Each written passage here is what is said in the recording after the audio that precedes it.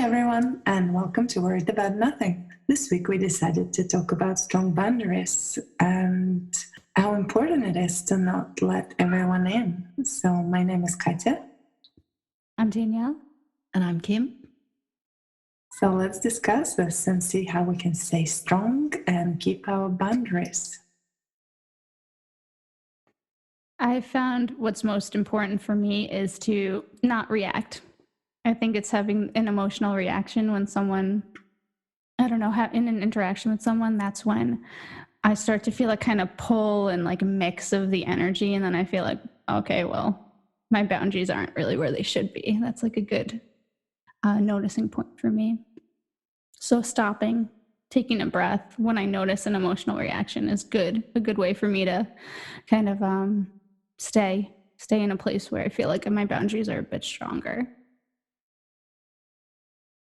Yeah, that's definitely a very good place to start, to be aware of your boundaries, because sometimes people aren't even aware that their boundaries are being crossed because they don't even have any. So it's good to know the signs when you feel that your boundaries are being encroached upon, definitely.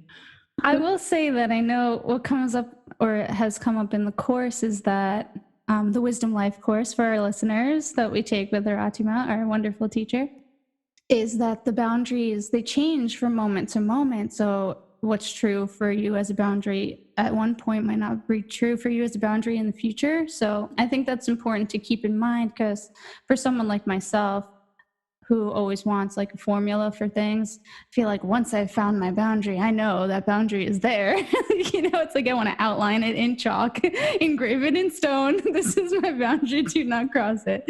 But that's not the way that it works. So I'm still navigating, figuring out that and like how to live from a place of trust and like trying to know what my boundaries are in each and every moment. So for now, what I found is following those kind of like emotional cues, picking up on those triggers is what's been beneficial for me.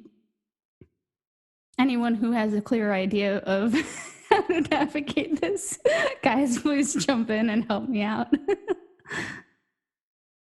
I think you raise a good point that boundaries can and do change moment to moment or day to day. So something that might cross your boundary one day could happen again the next day, and it wouldn't, because your boundary's in a different place. It's almost like, in some ways, I see it like breathing. So, as you breathe out, the boundary's wider. As you breathe in, the boundary's narrower or closer to you.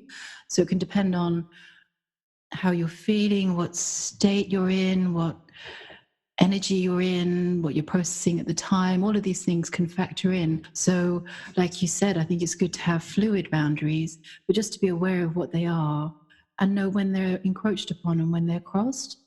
And I think it's important to have boundaries in the first place, because sometimes people can seem to feel that being loving is not having boundaries. Or I've been seeing a lot of posts about people talking about being empaths or empathetic, in which case they're allowing everything to come flooding in with no boundaries and no filtration whatsoever.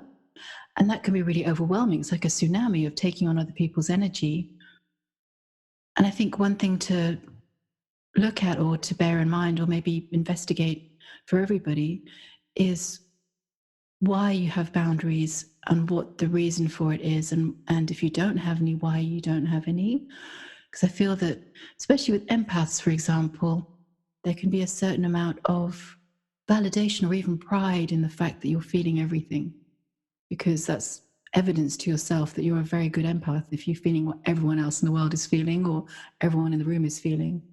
Whereas to me, that's making it a religion in a way. It's solidifying it into something that needs to be fueled by evidence, and it's a cycle, self-perpetuating cycle. Whereas you can be empathetic and be aware of what other people are feeling, but don't take it on. So you can either let it just flow through. You don't have to, a boundary doesn't have to be keeping everything at bay like a wall, but it's just not allowing it to stick. So you can let it flow through and know that because it's not yours, it doesn't have to touch you. You can be aware of it, see it, feel it, moves through, it's gone. Or if it's something that you don't want in your space at all, you can, push it back or reject it, but without putting a stamp of a label or some kind of definition on it. So I think a lot of people are strongly empathetic, but once you start to use that as proof, or you feel that you're particularly empathetic or particularly spiritual because you find yourself crumpled up in a corner because you're feeling what everyone else is feeling. That, to me, that's not actually really even being empathetic. That's kind of coming from ego and wanting to prove to yourself and the world and everyone you're telling how in tune you are. So in that situation, not having a boundary is a point of pride, I guess, in a way. So maybe that's something that's worth looking into if you have that kind of tendency. I mean, I know that for years I've always been barely empathic. And for years, that's what I would do. I'd feel everything and get kind of overwhelmed by it. But learning with Aratima, I'm learning that you don't have to do that. Again, that's something you choose to do. You can be aware of everything. Like you can be aware of the wind blowing through or the trees moving or the sound of birds singing, but you don't have to take them. They're not yours. You just feel them, experience them, and then they're gone. So with the fluidity, I guess it's kind of just dancing with that, being in that movement of life happening and letting it just move as opposed to be static. Sometimes with boundaries, if they're particularly rigid, people can go, well, if you do that, then that's crossing my boundary. So, well, not necessarily, because it depends on the motive, it depends on the day, it depends on the energy, it depends on a lot of different things. So if you're going to be so rigid as to say, well, if you ever say this to me, then you're crossing the boundary, you're in some ways watching out for that to happen. You're almost anticipating it or encouraging it. And then as soon as it happens, you can go, ah, ha, ha, well, you crossed my boundary.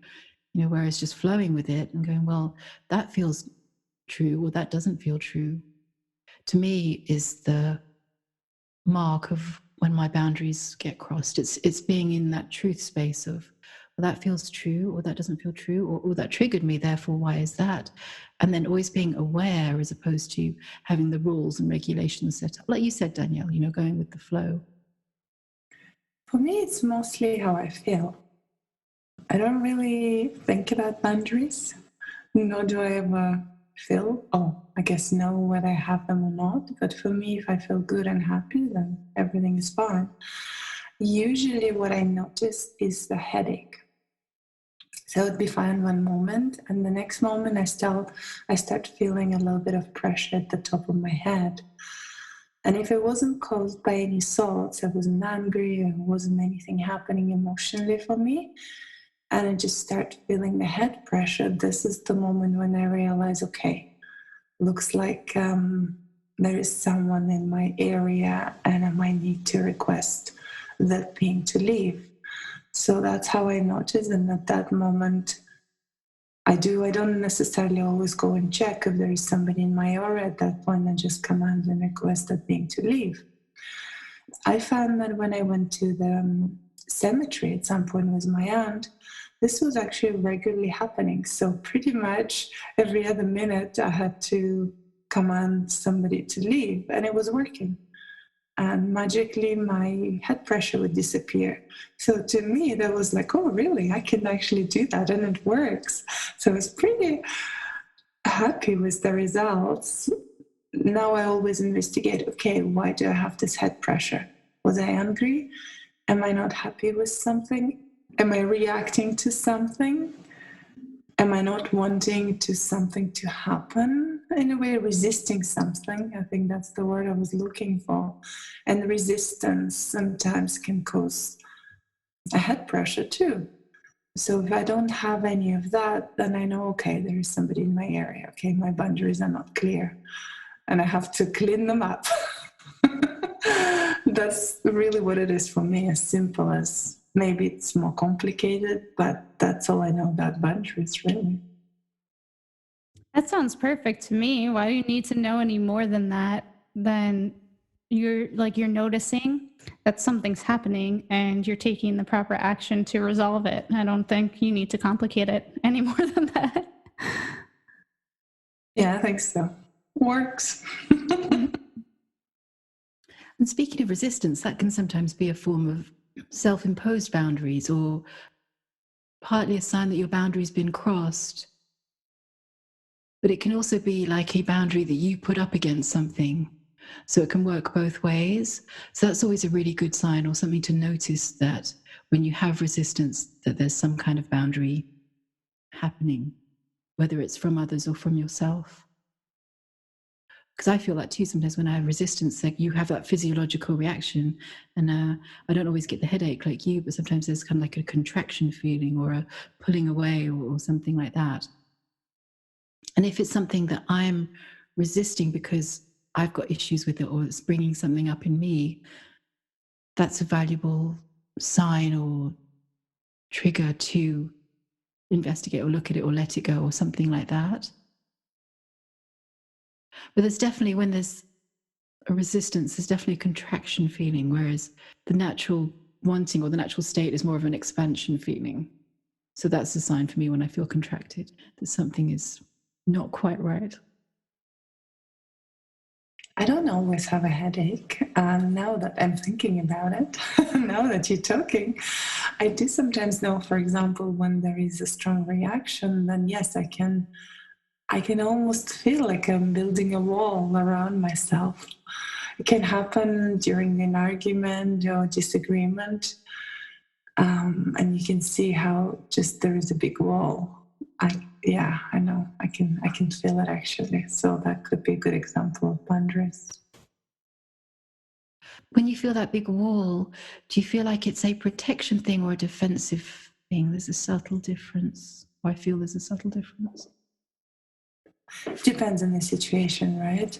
Usually it's a defensive thing. So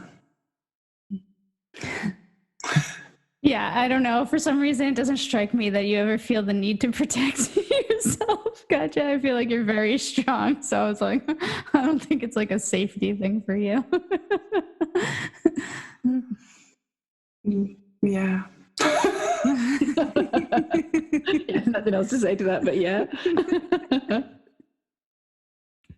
I think another thing with boundaries is that it is important to have that fluidity with them and a certain level of awareness, whether it's consciously knowing when it's a boundary crossed or a feeling that lets you know or whatever it is. But I think sometimes with boundaries, especially with the really static ones, the walls that you build up. So as you feel more and more defensive, you build the walls and then you don't dismantle them afterwards.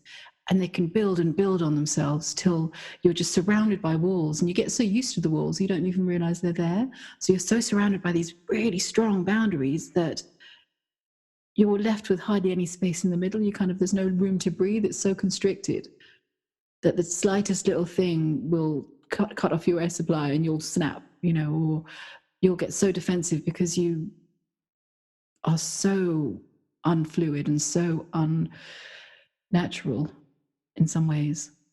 And that can be difficult too. So it's almost like the flip side of not having any boundaries at all. Rather than letting everything in, you're letting nothing in, or you're pushing against everything and you just cut yourself off from life.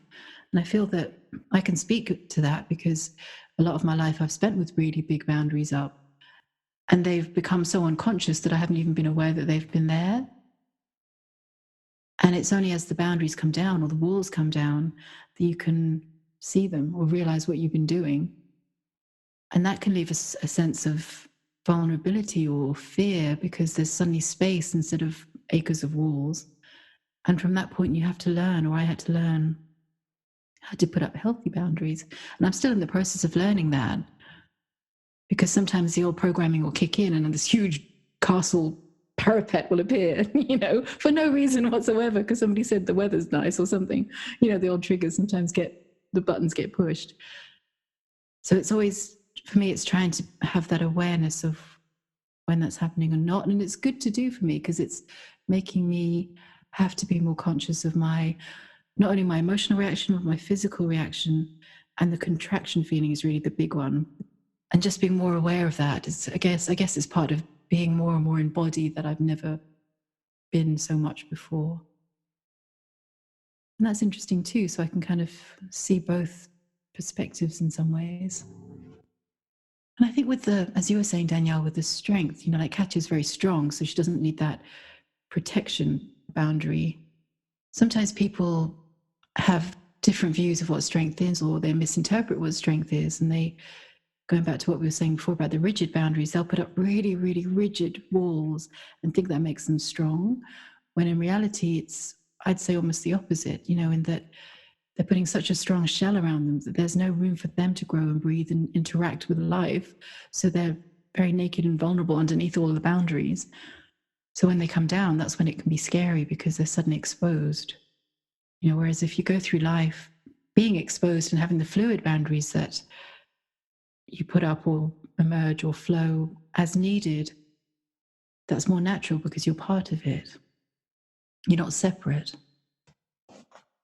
Another thing with boundaries is that if they're not healthy boundaries, they can be very fear-based. So it's a fear response. You're throwing up protection against something that you don't want to have contact with, or you're fearful of, or you're shying away from. And again, that kind of stops you from experiencing life and experiencing that experience, having that experience. And it turns you into an observer in a way, so you're kind of almost watching the world go by through this thick plexiglass, and you can't hear things and you can't feel things and you can't touch things. And some people do that as a safety thing because they feel that's the only way they can cope with life. But that's not coping with life, that's observing life. Life is to be lived, it's not to be watched. And then sometimes the reaction when people have epiphanies or realizations or whatever is they'll go the opposite way and drop all boundaries. And in some ways that's good because you want to be in touch with everything. But at the same time, you need to have some sort of healthy awareness of what you allow and don't allow into your field. Like you were saying about the graveyard, you don't want people encroaching on your energy, and you don't want people kind of hooking into you or, sucking your energy away or anything like that. So that's a very good thing to have a boundary about. So I guess, again, it's using discernment as to what do you defend yourself against, what don't you? And if it's your own fear that you're defending yourself against, then don't, Because you look at some people, I remember once when Trump was in London, he was visiting, and he came to sit with me for a while, and I was just looking at him. I had a conversation with Ratima about it, and she said, isn't it interesting how he has no defenses, no boundaries whatsoever? And it was true. When I looked at him, there was just no protection. It was just wide open. It was just light. And I guess that's another way of, instead of having a boundary to keep people out, you just have so much light that nothing can touch you. That's in some ways, I guess, the best form of protection in inverted commas. It's funny that you say that because I've been going back and forth in my mind about kind of everything that's going on, right, with all the chaos. Kind of, we can see it all around us with all these disagreements and kind of like violence that's actually being perpetrated against each other. And I'm like, oh, protection, it brings it up kind of strong. I was like, I got to figure out what my boundaries are in terms of what I want to do for protection. So I'm really trying to do my best to stay out of my mind on it and just wait for an impulse. Okay, like, do I need to go and, explore buying some sort of weapon, or do I take like martial arts classes, or do I just focus on doing the inner work and make my light so bright that I don't even have to worry about it in the first place, So that's right. I'd say right in alignment with what you're saying. I was like, if the light is just so strong, like nothing, it's almost like you don't even have to worry about it. Yeah. But I guess at the same time, you need to be able to protect yourself physically. I think, I remember Ratima and Jason were talking about this at the last retreat.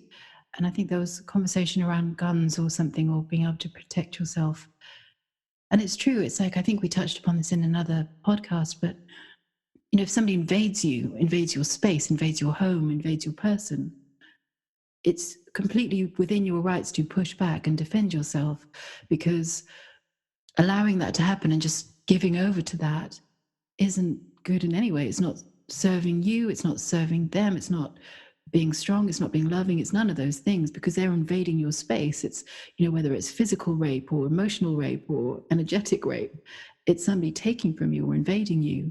So in those situations, I think, yes, absolutely, you need to be able to protect yourself physically. So yeah, I've thought this too in the past. I remember once, it's a few years ago, but I was walking home from a friend who lived around the corner, and it was just over the hill, but it was quite late at night. And these guys started following me, and they're really close. And I was on my own, and it was a street. There was some street lights, but everyone was asleep. It was quite late. And I was really scared. And I managed to get home, but they were really close behind me. So they could have touched me. I could have grabbed me. And at that point, I thought, well, I need to start learning some kind of self-defense, because people shouldn't have to live in that kind of physical fear, or any fear really, but that kind of, immediate fear of being attacked. So yeah, I'm all for learning martial arts or having some kind of weapon if you need to defend yourself, because it's your rights that are being evaded. It's not that you're being a bad person or being aggressive or anything. It's interesting what you just said about protecting yourself, because I had a situation, it was back when I was, I don't know, maybe 18 or something, when I was working, and I was doing 10-hour shifts. So I was leaving early and coming back quite late. So I think it was 10 to 10 shift. So 10 o'clock, it was fairly late. And I remember coming back home through these dark streets, because it was shorter. There was a car full of drunk guys, and there was no way around it. I was like, okay, I'll be dragging right in there. I can't run because they have a car. I can't do anything. Okay, what do? So I pretended being mentally disabled and was walking like this. They kind of made fun of me, but they didn't touch me. And the moment I went into the darkness, I ran home. That was kind of interesting, but it helped. I knew it helped. No, that is good, yeah. You don't always have to learn martial arts. You just need to be sometimes creative. Yes. Yeah, that's true. But I think when it comes to people that wouldn't be put off by that, because I've had situations where I was younger when I've been physically, sexually attacked, and doing that wouldn't have stopped them, so with the experience, everything is about experiences, I guess, but with the experiences I've had, I would have no qualms with using violence in response, because if violence is perpetrated against me, in those situations I gave in to them, but I wouldn't now, because it is such a violation, and the scars stay with you a long time. So yeah, any method that you can use, to turn away the tide is great, but if you need to use violence in response, I think. Or anything, if talking will work, or walking away will work, or pretending to be asleep will work, or whatever it might be, great. But I think people can sometimes judge themselves for crossing some kind of being a good person boundary, so sometimes people are brought up to be so nice that shouting back is wrong, or using violence is wrong, or anger is wrong, or all of these things are wrong. And I think the important thing is to just break free of those nice person ties, really, and just be in what's true for you in any moment. So not allowing yourself to be stopped by thinking, well, if somebody attacks me, I can't hit them, or I can't call them a bad name, or I can't be racist, or I can't be whatever it is. It's not about that, because in that situation, in that moment, it's you and them. It's not about being nice. It's not about what they think about you. It's not about any of that. It's you surviving. It's about survival. And when it comes to survival, I think you have to hit back with whatever you've got, or whatever's appropriate at the time, or whatever feels true to you. But if somebody attacking you, you don't have time to think about being nice. Wouldn't you just kick that person out? I had a situation where there was one guy trying to sort of abuse me, and I kicked him out with all my power, and there was others who ended up helping me. So yeah, I defended myself, but I didn't have time to think about it. Oh, I should be nice here. Well, I was in this situation, and the only response I had, okay, I got to do whatever I have to protect myself. And that's perfect. That's great. But I think with some other people, they might not have that purity of response. So this, one example that happened to me when I was 20, I was raped, and I didn't have that response. I went into complete shutdown, and oh God, yes, you're a man, it must be. I just gave in, and that was programming. That was being nice. That was all of these things that you can pick up along the way that happen in a flash. So my fight or flight response was not pure enough to do as you did. So I think sometimes people can have that nice girl programming that is so strong that you give into stuff like that because you feel that, or I felt that there was nothing else to do. There's nobody around, so there's nobody I could have shouted to for help or anything like that. So I feel very strongly the other way now that, yeah, absolutely, I hope it wouldn't happen again. But if it happened again, or if somebody attempted to do that again, I'd probably kill them. I would not stop at that. I would not allow myself to hold myself back. So if I needed to injure them or whatever it is, I would. So I think it can very much depend, because in that kind of situation, you don't necessarily know how you're going to react. You might think you might do something, or you might believe something, but sometimes something like martial arts training can be good because it can break you through. Not that I've done it, but I understand that I feel that it would break you through that hesitancy barrier. So at least that's gone. So you would react instinctively from a place more of truth. I would say that in situations like that, if like for me, because I've thought about it, I don't, maybe it's just being like a woman. Sometimes you think about these things like, what if this happens? And there's a lot of different factors I feel like that could come to play. Where is it happening? Who is it? What are the conditions? Like, how much bigger than them? Than me are they? Do they have a weapon? Like, is there a possibility that I would assess that I'd be safer somehow by letting it happen and then getting away afterwards instead of trying to fight it? Things like that. So, I mean, I wish that for everyone's sake that everyone could just automatically just fight it off and that'd be the end of it. But I do think programming plays a role. Like with the nice girl, like, oh, just, let it happen, whatever, sort of. I don't know where that comes from. It's totally being like dominated by somebody else and just being like, okay, well, I guess this is what's happening now. Because I know that I've had that programming in me as well. To be like, okay, well, yep, I guess this is it. And I wonder if it's to do with the environment where you grew up and also how dangerous it is, right? Because, for example, when you go to Mexico, everyone is watching around. Like when we went with kids, it's like you can't let the kids alone. You always have to hold their hand. And while growing up here, they're just anywhere. I mean, of course, we'll look at them, but we never hold them. Not never hold, but I mean, we don't always hold them by the hand. So it's different environment, and the environment dictates how you behave. So again, all this examples happened to me back in Russia. There was another example where I was again coming back home late and there was somebody following me. So I was aware that somebody was following me. So I went to the main street, I went to the shop, and then I waited out and waited for the bus and jumped on the bus and went back home. So, again, the environment dictates, and when there is a lot of crime happening, I think you just react to that, although you both live in big cities. So that's kind of interesting that you don't really, you think about being nice. Well, it depends on the situation. I think very much, like you say, when you're in a situation that's life or death or fight or flight, your brain works so quickly that you don't really have time to think as such, but you're processing a lot very, very fast. So it's kind of, where can I go? Where's the exit? Where's the safety? What can I do? All that sort of stuff.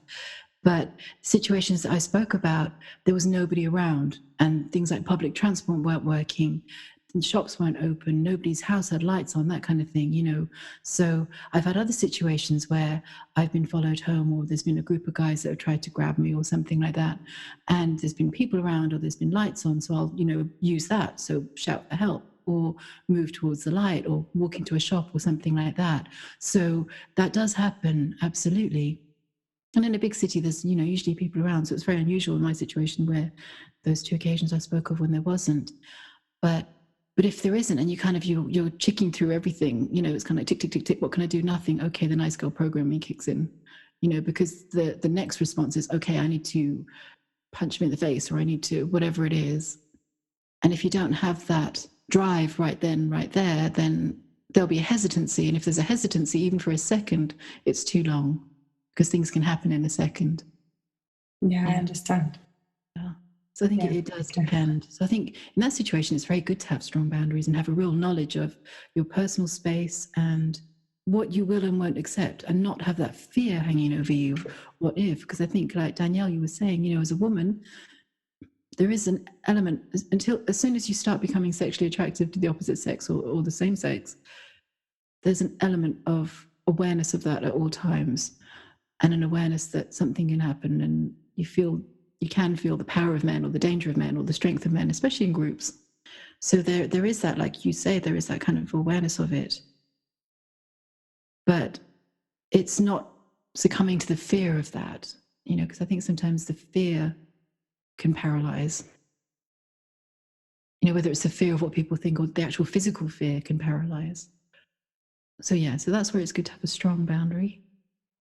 But I think also, with that kind of thing, you can sometimes see, there's that whole argument for and against rape. Not that there's should be an argument for rape, but the defense of, well, she was asking for it, or she was dressed in a certain way, or she was being very provocative, or all of those kind of things, like it's a reason or a go-ahead or a green light to attack that person. And sometimes women will fall under that reasoning, so they'll be like, well, it must have been my fault because I was wearing a short skirt, or it must have been my fault because I was flirting too much, or I let him buy me a drink, or any of that kind of stuff. And in that situation, nothing. There is no reason. There is no excuse for rape. It doesn't matter what you're wearing. It doesn't matter what you're doing. But I think that can sometimes happen as well. So people can sometimes succumb to it because they think, well, it must be my fault, or it must be right. I think in certain situations, it might be that the boundaries are unclear for the person to begin with. They don't know maybe how intimate that they want to be with someone. So as things start to happen, it's like, oh, and then that can also be programming that kicks in. It's like, well, we're already kind of this far along. What would happen if I were to say no now? Like stuff like that. So I think that's also boundaries, knowing whether or not you want to do something, kind of, right? And sharing them, talking about your boundaries. That's the thing, is like, you probably shouldn't be engaging with certain activities or with certain individuals if you're not comfortable about talking about your boundaries with them. But I could tell you right now, I have not mastered that. But getting better, aware of it. So very aware of it. But that is an important thing. You're right, with boundaries, is to be clear with the boundaries as well. Making sure that you know what, in that moment, in every given moment, what your boundary is with whatever is that's happening around you. And acting upon it and making sure that the other person is aware, or whatever it is the situation, it's clear in the situation what your boundary is. So whether it be getting up and physically walking away or saying something or whatever it is, it's not enough just to have a sort of a mental boundary. You're thinking, oh no, that's gone too far, but you don't say anything or do anything about it. Well, that took a bit of a turn. Yeah. I guess it is on the topic of boundaries, though. Yeah, I was more thinking about spiritual boundaries. And now. Yeah, that's what I was thinking when I suggested. I think it all kind of bleeds into one another, though, right? Because so much of the spiritual work that we do kind of like goes into the other areas of our lives. So the better our energetic boundaries, I feel like the stronger our external boundaries will be. Or clearer. I don't know if stronger is the right word, but more true. In alignment. Yeah, and what you allow, I think it's very true that boundaries are boundaries in whatever sense. And it's being clear in yourself what you will allow, either in your space or your person or your energy field or whatever it might be. Knowing what's acceptable to you or not in any moment. And I guess really a good guide is anything that makes you feel uncomfortable in any way is a good red light, stop, or amber light to kind of go, okay, hang on. Is this something I'm comfortable with? Is this something I'm going to allow? And just having that clarity within yourself, I think, is so important. And sometimes it takes building. It takes learning what your boundaries are and unlearning all the programming that were your previous boundaries, and just having that very solid sense of self, I think, is very important. Because some of the people that you see that are the most, I guess, the strongest in some ways are the ones that don't necessarily have boundaries, but they just have very strong senses of who they are. And you almost know instinctively what they will and won't accept. You can see that with people sometimes where somebody might push with another person, or, push the limits or try and take advantage or whatever it is. And with other people who don't even have to say anything or do anything, but they just have that strong sense of presence and self that the person wouldn't even try. They wouldn't even try in the first place. I think that's an important thing, just to know yourself and who you are. I remember there was a teacher I had in school who everyone really liked, and he was very strict. He spoke his mind, and there was absolutely no messing around with him, but he was a very popular teacher. But he wouldn't even have to say anything. I mean, he'd walk into a room and the room would shut up immediately. He'd sit down, he'd talk. Somebody would say something, he'd just have to look at them, and the person would be like, oh my God, And he wasn't intimidating in any way, but he just had such a strong presence that everyone was always on best behavior, So he had incredibly strong boundaries. Lots of respect for this man, it sounds like. But yeah, spiritual boundaries. Yeah, I'd like to go back to talking about being an empath a little bit, see if there's anything else that we could say about that. I know that when you were talking about it before, Kim, like people can kind of take that label and they want to hold on to that label and like own it, like I am an empath, because I feel like it is a really, I don't know, like a hot topic, so to speak, in the spiritual community, that people are like, it's almost like a badge of honor in a way. I think that's kind of what you were alluding to before too, is that people are like, yes, I'm an empath too. Like I also feel stuff. And it's like, okay, but it can make things hard when you over-identify with it, because if you have this thought in your head, like I am an empath, and you start finding out what an empath is, then it's all this mental stuff. You're like, okay, well, empaths feel this. When I have this experience, it's because I'm an empath. And it kind of like builds this giant story about being an empath and like what your experience is. And I feel like that's what makes it difficult, especially in the current times that we're having, where all of this stuff, all of these emotions, we're supposed to be feeling all of these things and letting it all flow through, is that, because I see a lot of things that say like empaths, oh, if you're feeling, and it's usually like not feeling a great way. It's like if you're feeling down, if you're feeling low energy, you feel a little depressed, you may be an empath. And it's like, well, so are we diagnosing people spiritually now with being an empath as like a form of depression or something, or manic depression, I guess, if they're experiencing like the ups of it too. Just not to hold on to the label so much, I guess, is what I'm trying to say. Because if you say I'm an empath, and empaths usually feel this way, but if I'm an empath, I have to feel that way, like, some sort of mental gymnastics like that. You just might be making yourself, experience things in a less than pleasant way, which doesn't need to be occurring. Yeah, that's true. And I think you made a couple of good points in there about reading up on things sometimes. I think sometimes people, when they're on the spiritual journey, will read all these different definitions and labels and explanations about what things are, like empath or psychic or whatever it is. And sometimes there's that desire in them to be that, so they'll almost squeeze themselves into that box of, I am an empath, so I feel things, so I must be. And it's almost like putting yourself in a little prison of, I must feel this, and they kind of intensify everything. And there can sometimes be this, you see it sometimes in interactions, this almost like competitiveness. It's like, I'm an empath, I feel this. Oh, I feel more. No, I feel more. Or I feel whatever it is, and that can be really funny. I think it's the same as awakening. There's just so many symptoms, and people just try to put them, I must be awakening. And put in the box whatever is happening. You have to find what it is. Today, one of my hair is standing. That must be me. That must mean something. I had somebody encroaching on my privacy. Or somebody, got into my boundaries. Anyway, looking for meaning for everything that is happening. Mm-hmm. Yeah, putting a judgment on everything. I noticed myself doing that with some of the stuff that was coming up yesterday. Kim and I briefly had talked like for the 2 minutes before you had got on the call. And I was doing that, and I didn't realize it until I was talking to you about it, Kim, that I was like, oh yeah, I was judging my experience from yesterday. And I was like, oh. I was like, well, I guess at least I'm seeing it now. That's a tough one though, for me at least, is to drop the judgment, or I'm just thankful for recognizing it, I guess. The other day I had a conversation with my aunt. She was talking about that she had a dream about my grandma who passed away, and then basically she told her that she'll be next. And then she was telling me, and then I said, well, talk to her and just say that you don't want to go, you still want to stay, and just have a conversation. That she's not welcome here and she's not welcome to give you any of this kind of advice. So I think she listened, so we shall see what happens. But in a way, I was trying to tell her that, because the moment you have something like that, you start believing in that. And when you believe in something, that it might happen. So, yeah.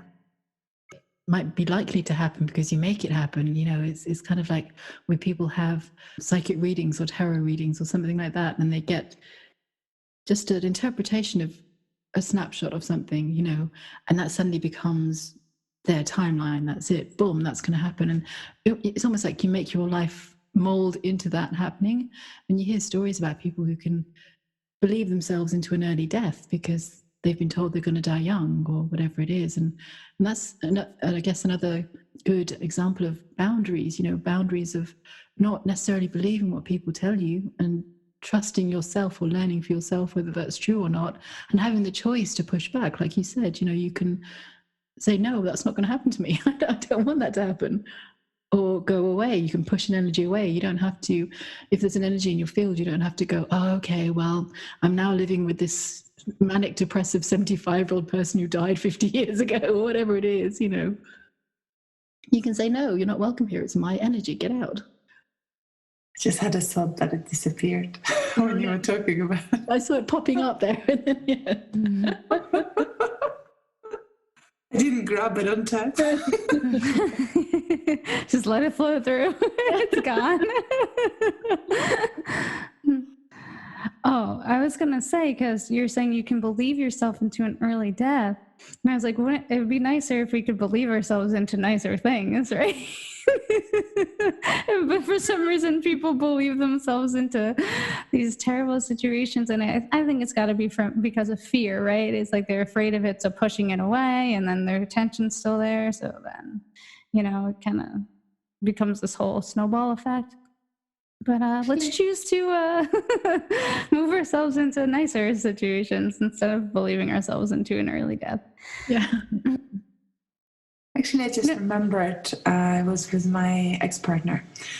He was so good at saying, okay, he would create the whole story in his head, and somehow it would happen because he would create so many stories and they were all bad stories, and it would happen. It's like, look, I'm telling you, see what's happened. And at the beginning, I was thinking, wow, he's really smart. He knows. And now I'm realizing, well, he's the one who created this reality for himself. Now I'm seeing it how he was creating all these negative outcomes and they were happening to him. So it's kind of amazing to see that. So you do create with your thoughts. So just be careful when you think about especially negative things. Yeah, definitely. And it's attention. What you focus on, where your attention goes, is so important. And that's why when people spiral down into these negative holes, it's just self-perpetuating, whereas keeping your energy high, keeping focusing on light or whatever you want to focus on makes such a difference. And it shifts everything about you, not just your life, but the way you feel in every moment and all of that. And also with the expansion of it, that offers a boundary in itself. It's kind of that sort of, well, if I'm focusing on the positive, while being aware of the negative, it's not like a blind kind of just following, but I'm focusing on the positive. The negative can keep happening, but doesn't have to touch me. It doesn't have to affect me. So all these things you can do to improve your life. It is a practice, though.